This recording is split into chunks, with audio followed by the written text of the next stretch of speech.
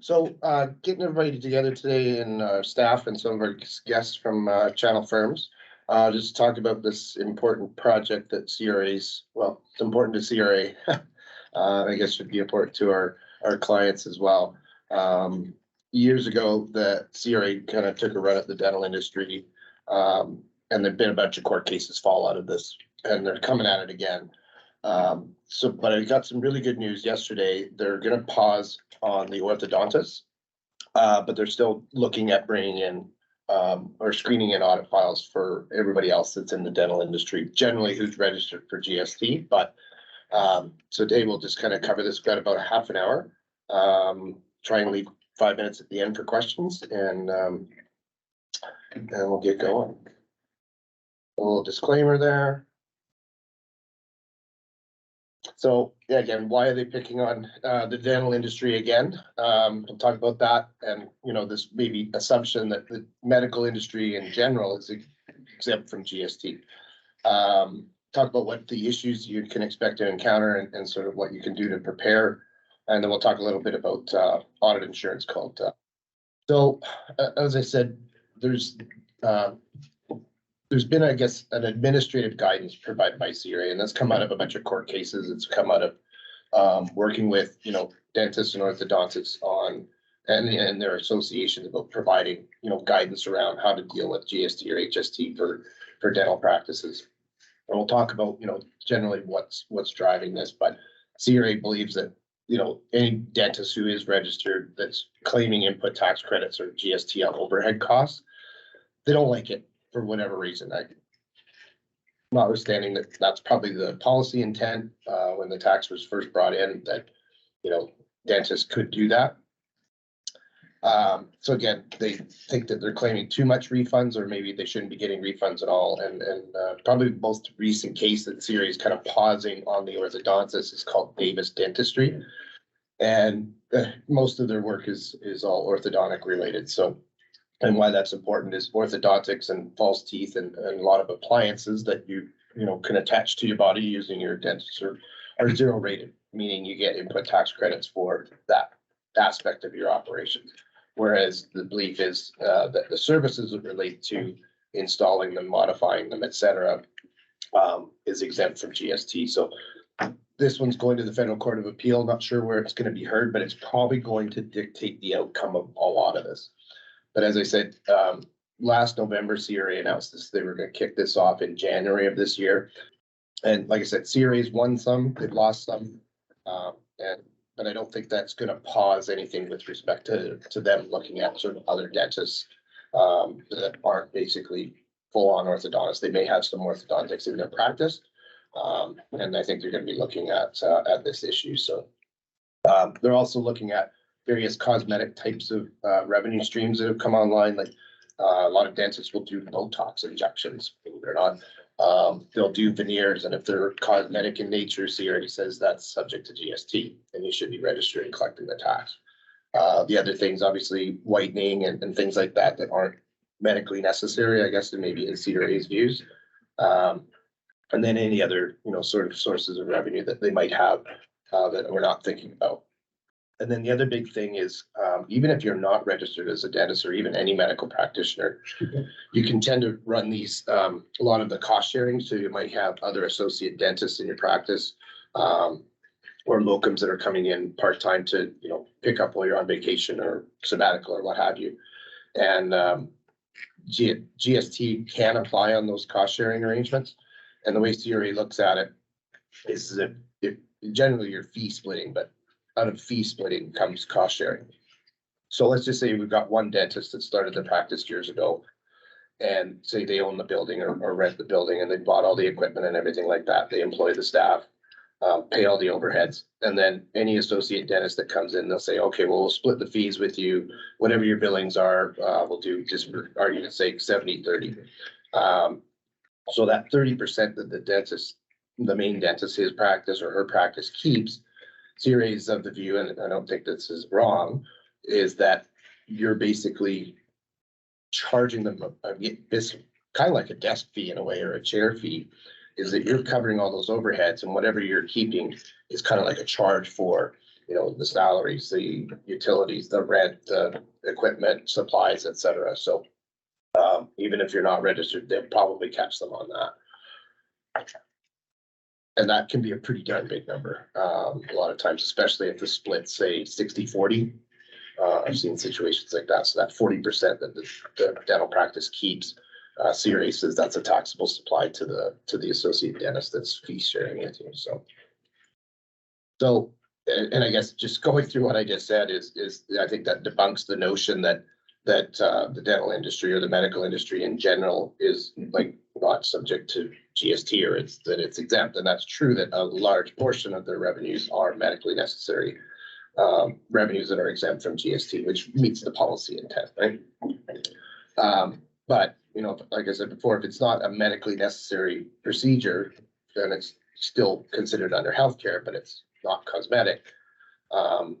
Then it fits into that policy intent of being exempt. So, but there, as I said, there's lots of exceptions, particularly in the dentist industry, as I talked about, you know, other revenue sources. Some of them get into, you know, teaching or even doing independent medical exams for lawsuits, lawyers, courts, expert witnesses. They'll have other sources of revenue like that that are going to be subject to GST.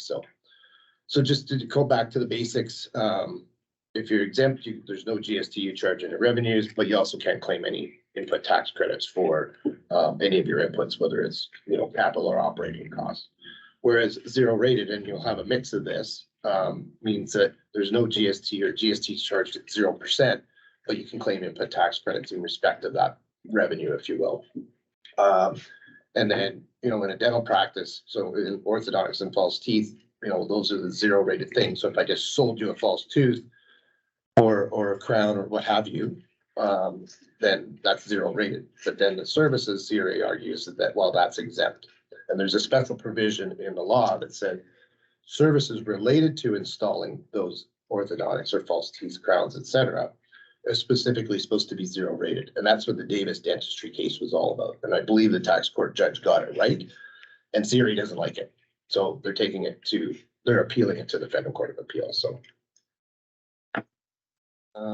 and then I guess you know, we talk about, you know, if you have that cosmetic whitening and Botox and all of those things that aren't medically necessary, you also have GST at 5% or HST at 13 or 15% as well. So anybody who's got, you know, clients in Ontario that are in this business, or the Atlantic provinces where it's 15%, this becomes a big deal. So just 5% here though. So yeah, just talking about these other ancillary procedures is once you hit 30,000, it's the same threshold for everybody, and that 30,000 includes zero rated supplies. So you just don't have to hit 30,000 in GST taxable whitening services, for instance. So it's pretty easy for dentists to pass that threshold because they got to count their zero rated supplies, right? Which would be your crowns and so forth. See, like grind their teeth at night, for instance, electric toothbrushes, you know, various other things you'll see at your dentist. I think they give away lots of stuff, but they also sell other things.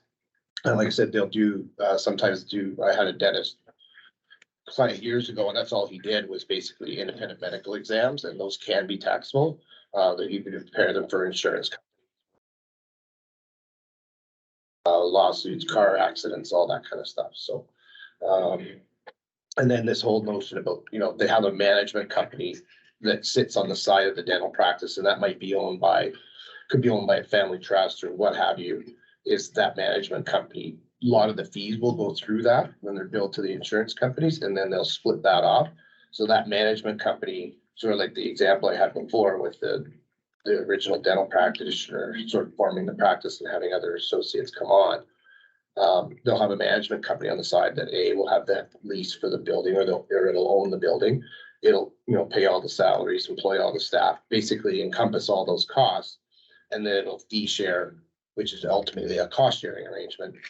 And if it's not a bona fide cost sharing arrangement, then CRA says that's a taxable service. So the way you got to set these up is have a proper, I call it an agency agreement in place that says that management company is sort of just acting as a procurement agent for all the dentists in the practice. And that would apply similarly for any medical practice that sort of operates like that out of multiple practitioners in a single facility. So what issues can I expect to encounter? So if you're selected for audit, or if your clients are selected for audit, here's what you can probably expect. This is assuming CRA is only going to select practitioners who are registered for GST and claiming input tax credits, but I don't know that they'll limit it to that. And because I think they're sort of pausing on the overall project nationally, and I think they'll probably come back to it at some point, maybe in the next year, is they may go after and look at all dentists, because there's other issues in there. Just because you're not registered and you're not claiming these ITCs doesn't mean you don't have other issues in your practice, as I just alluded to before. So first thing you might get a phone call, but you may just receive an initial audit letter. Basically it's all fairly standard questions. You'll have 30 days to respond to that in writing generally. They'll give you a case number, which you can upload to your CRA My Business Account portal, fax it into the old fashioned way. What I would suggest is that they will grant extensions, usually starting around additional 2 weeks, maybe up to 30 days. So you could have 60 days to buy you some time. And in that initial audit letter, they'll probably ask some very pointed questions. CRA has sort of a roadmap of how to audit dentists and very specific questions to ask responses to. So if you're responding to those, I probably wouldn't leave that. No offense to bookkeepers, but somebody who's dealt with these things a lot, and make sure how you answer that question will dictate how the audit goes from there. So, and based on the nature of the questions they're asking, we can usually predict where they're going with the audit and what they already know. They have a lot of information at their disposal, and so if they may start asking for, the shareholders of a professional corporation and or their spouse, they may ask for their personal bank statements, personal credit cards, also obviously the company's bank statements. They may not be warranted, but it tells you where they're going with it. And that means that they probably think that your income or lifestyle or the properties that you own, because they can do real property searches. They can see what properties you own, what vehicles you own, toys that you own, anything that's basically got a license plate. And they may say, well, I don't think you're reporting all your income. So they may be going after that, and that would be an income tax thing that they would be after. So if your practice or your PC is not registered and they do go down this road, again, you probably get a 30-day letter. And they'll probably go straight away, and we'll be looking at bank statements of the shareholders and or the primary PC practitioner. So, and likely there'll be some pointed questions there about what are the different types of revenues do you have? Do you supply Botox? Do you have other ancillary revenues? Do you do expert witness reports? Do you, once you start seeing those questions or anything around the nature of, what's your cost sharing arrangement with your associate dentist or your locums, they'll probably be going after this management company issue and say, if you're fee sharing, you're probably cost sharing, and that's a taxable supply to your associate dentist. So what should I do to prepare? If I hadn't got this phone call yesterday, I'd probably said you would really need to, get on this and, talk to your CPA or a tax specialist that knows how to deal with CRA. And probably, again, no offense to bookkeepers, but I wouldn't leave the responses up to them without some oversight from a tax professional that's dealt with these before. So if your practice is registered for GST, you're remitting some tax on the taxable things like sales of toothbrushes and Botox and whitening, etc. I would say just make sure it's accurate and have somebody do a reasonability test based on, these are my taxable sales, and here's the input tax credits I'm claiming. Is it accurate? Is it reasonable? And if you are claiming ITCs on the basically administrative approach of what they used to say was, take 35% of your overheads and claim GST on that. That's what they're going to be going after. Is that 35% reasonable, and is it allowable in light of, some of these court cases that are out there? And again, any method that you do apportion. So they basically say, you can claim 35% throughout the year, but at the end of the year, you got to go back and look at it and say, was that reasonable? And I think 35% is the maximum. So the real number might be 20. And so making sure that that's been reflected after a year is important. Again, if you do have cost sharing, fee sharing arrangements in place, make sure they're properly documented and that they're treated as, and GST has been addressed. If it's not documented and it's not a bona fide fee sharing arrangement, CRA is gonna basically assess tax.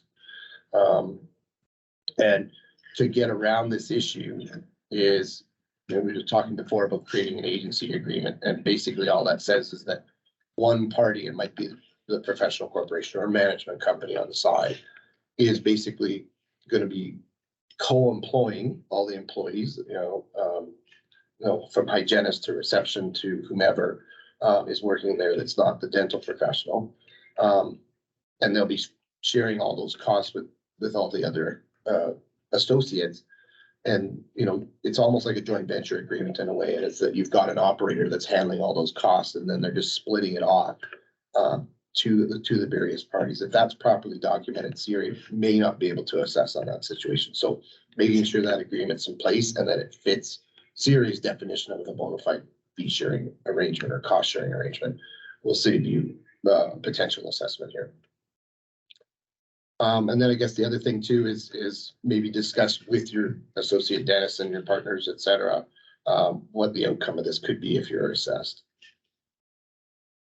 So some CPA firms offer what's called audit insurance, and the particular one that I'm aware of is called Audit Shield. And so if you're set up with your firm and you have got Audit Shield protection for government audits, whether it's income tax or GST or provincial sales tax or whatever it is, you may be covered for some of your professional fees that you would have to pay to deal with the audit. And if it unsuccessful, deal with maybe a notice of objection, and God forbid you ever had to go to court. But I would think if these go to court, they'll go to court en masse, and like a class action will all have very similar facts.